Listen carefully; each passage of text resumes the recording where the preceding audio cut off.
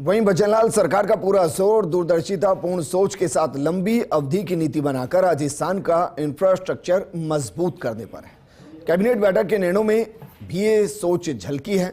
इससे प्रदेश में metro rail परियोजनाओं के विकास और संचालन के लिए संयुक्त उपक्रम, विद्युत परियोजनाओं सहित कई अहम फैसले लिए गए। ये रिपोर्ट देखिए। प्रदेश के मुख्यमंत्री भजनलाल शर्मा की अध्यक्षता में आयोजित कैबिनेट मीटिंग में कई फैसले किए गए। उप मुख्यमंत्री डॉक्टर प्रेमचंद बैरवा, उद्योग व वाणिज्यिक मंत्री कर्नल राज्यवर्धन सिंह राठौड़ और संसदीय कार्य मंत्री जोगाराम पटेल ने पत्रकार वार्ता को संबोधित करते हुए मंत्रिमंडल में लिए गए निर्णय की जानकारी दी। कैबिनेट बैठक के अहम निर्णय: मेट्रो रेल नीति 2017 के अनुसार केंद्र सरकार और राज्य के बीच संयुक्त उद्यम कंपनी के गठन के प्रस्ताव का अनुमोदन किया गया। ये संयुक्त उद्यम राजस्थान में वर्तमान में चल रही भविष्य की मेट्रो रेल परियोजनाओं के विकास, परिचालन और क्रियान्वयन के लिए होगा। अन्य राज्यों की मेट्रो में भी सफलतापूर्वक जेवी का यही मॉडल अपनाया गया। इस जेवी को केंद्र से मेट्रो परियोजना लागत में वित्तीय सहयोग, अंश पूंजी, ऋण के रूप में मिल सकेगा। राज्य की मेट्रो परियोजनाओं के लिए तकनीकी और प्रशासनिक सहयोग मिल सकेगा। मेट्रो रेल नीति 2017 के अनुसार केंद्र सरकार और राज्य के बीच संयुक्त उद्यम जॉइंट वेंचर कंपनी का गठन के प्रस्ताव का अनुमोदन किया गया। ये संयुक्त उद्यम राजस्थान में वर्तमान में चल रही एवं भविष्य की मेट्रो रेल परियोजनाओं के विकास, परिचालन एवं क्रियान्वयन के लिए होगा। Delhi metro, Kochi metro, Bangalore metro, Uttar Pradesh metro, Noida metro, Madhya Pradesh metro, Nagpur metro आदि लगभग सभी राज्यों में भी सफलतापूर्वक जेवी का यही मॉडल अपनाया गया।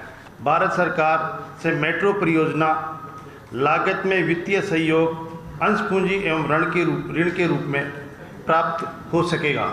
प्रदेश को ऊर्जा के क्षेत्र में आत्मनिर्भर बनाने के उद्देश्य से राज्य सरकार निरंतर कोशिश कर रही है। इसको लेकर मंत्रिमंडल की बैठक में 10 मार्च 2024 को राज्य सरकार और केंद्रीय पीएसयू के बीच एमओयू की अनुपालना में भारत सरकार की विभिन्न पीएसयू के साथ जॉइंट वेंचर कंपनियों के गठन के प्रस्तावों का अनुमोदन किया गया। ऊर्जा क्षेत्र में आत्मनिर्भर बनने पर फोकस: अक्षय तापीय ऊर्जा एवं प्रसारण परियोजना के लिए जॉइंट वेंचर। इन परियोजनाओं में राज्य सरकार की कंपनियों का 26% और केंद्रीय पीएसयू कंपनियों का हिस्सा 74% रहेगा। जेवी कंपनियों में राज्य की कंपनियों की शेयर होल्डिंग के लिए वर्तमान परिसंपत्तियों से अंश पूंजी की व्यवस्था की जाएगी। राज्य विद्युत प्रसारण निगम में केंद्रीय ऊर्जा मंत्रालय के निर्देश अनुरूप इंफ्रास्ट्रक्चर इन्वेस्टमेंट ट्रस्ट इनविट लाने की घोषणा की गई है। इसके लिए राजस्थान विद्युत प्रसारण निगम लिमिटेड इनविट का गठन करेगा। इसे सेबी में पंजीकृत किया जाएगा। RVPNL को परिचालन, ट्रांसमिशन परिसंपत्ति के मुद्रीकरण के लिए अधिकृत करने का प्रस्ताव अनुमोदित किया गया। इस समय राजस्थान सेवा नियम 1951 में आवश्यक अस्थायी आधार पर नियुक्ति और पदोन्नति किए जाने पर वेतन निर्धारण के संबंध में स्पष्ट प्रावधान नहीं है। अब सेवा नियम में नियम 26D जोड़कर आवश्यक अस्थायी आधार पर नियुक्ति एवं पदोन्नति पर वेतन निर्धारण किए जाने का प्रावधान किया जा रहा है। RSR 1951 अस्थायी आधार पर वेतन पदोन्नति निर्धारण हेतु संशोधन करना था और हमने वर्तमान राजस्थान सेवा नियम 1951 में इस संबंध में आवश्यक संशोधन किया है ताकि हम टेम्परेरी बेसिस पर भी आवश्यकता पड़ने पर एम्प्लॉय ले सकते हैं और इसका वेतन निर्धारण भी कर सकते हैं।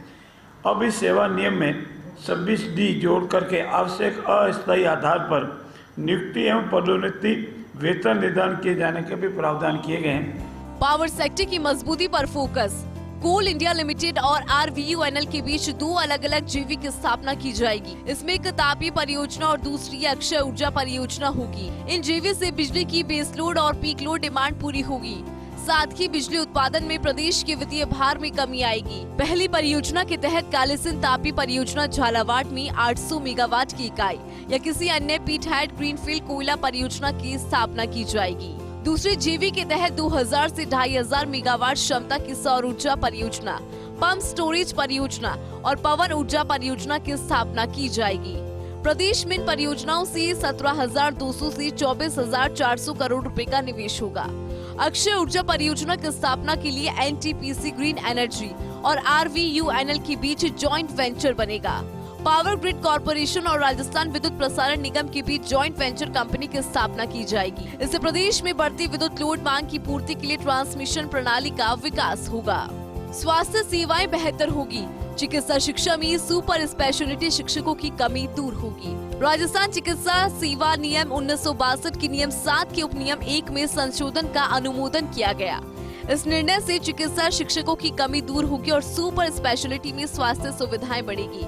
जिन राज्य कर्मचारी और पेंशनर्स में RGHS के अलावा निजी मेडिकल इंश्योरेंस भी ले रखा है, उन्हें अब केंद्र सरकार के प्रावधानों से क्लेम का भुगतान किया जाएगा। इससे RGHS और इंश्योरेंस कंपनी के कर्मचारी और पेंशनर्स के क्लेम सेटलमेंट में स्पष्टता आएगी। संस्कृत शिक्षा विभाग में भर्ती का रास्ता साफ। संस्कृत शिक्षा में 2827 पदों पर भर्ती होगी। संस्कृत शिक्षा विभाग में शारीरिक शिक्षा अनुदेशक ग्रेड 2 और ग्रेड 3 का पद नाम अब शिक्षा विभाग की तर्ज पर वरिष्ठ शारीरिक शिक्षा अध्यापक और शारीरिक शिक्षा अध्यापक किया गया। संस्कृत शिक्षा में PTI और लाइब्रेरियन ग्रेड 3 की योग्यता शिक्षा विभाग के अनुरूप की जाएगी। संस्कृत शिक्षा विभाग में PTI के 179 और लाइब्रेरियन ग्रेड 3 के 48 पदों पर भर्ती का रास्ता साफ होगा। अध्यापक लेवल 1 और 2 सहित संस्कृत शिक्षा विभाग के 2600 पदों पर भर्ती की राह खुलेगी। कैबिनेट ने यह निर्णय करा है कि मेडिकल इंश्योरेंस पे तेजी लाई जाएगी और उसके लिए सबसे पहले सेटलमेंट होगा।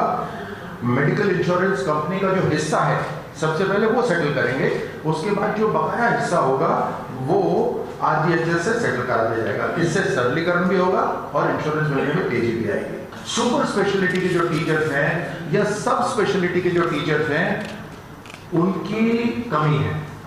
उस कमी को दूर करने के लिए एक विशेष भर्ती का आयोजन करा गया है जिसमें चिकित्सक शिक्षकों की कमी दूर होगी, सुपर स्पेशलिटी और स्वास्थ्य सुविधाओं के अंदर बढ़ावा मिलेगा। वहीं तबादला नीति को लेकर सरकार में विचार विमर्श जारी है। साथ ही 7 अगस्त को हरियाली तीज पर 1 करोड़ पौधारोपण करने के फैसले की जानकारी भी प्रेस ब्रीफिंग में दी गई है। ऐश्वर्य प्रधान के साथ Rituraj Sharma, First India News, Jaipur.